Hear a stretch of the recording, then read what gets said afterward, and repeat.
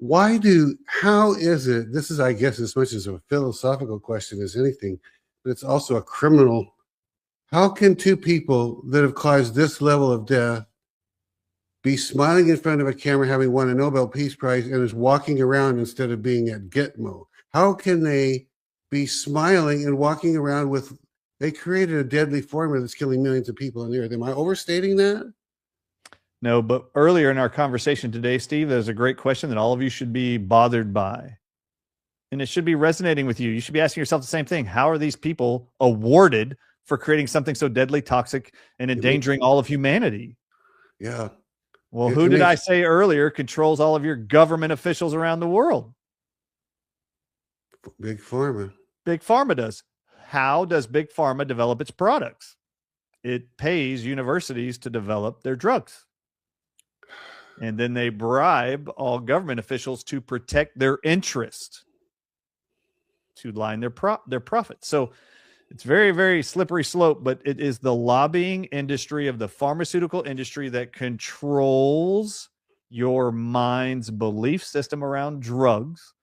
Did you know, Steve, that in Hollywood, all TV shows and movies, the second highest paying product placement initiatives in all television and movies is the drug companies?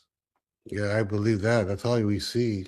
If you watch any TV show, any single movie, you're going to see prescription bottles in every show, no matter if it's a comedy, if it's a sitcom. You will see prescription pills on a kitchen table, on a kitchen countertop, in a bedroom scene on the side table.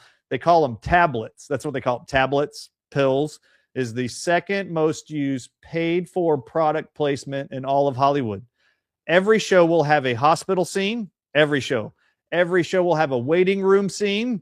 Every single one of them. Yeah. To program you that all of life is normal as you watch television every night. You're being programmed that every human on TV is taking drugs every morning when they wake up. They have drugs on their table. This is normal. They all go to hospitals. They all go to the waiting rooms every single day. This is normal.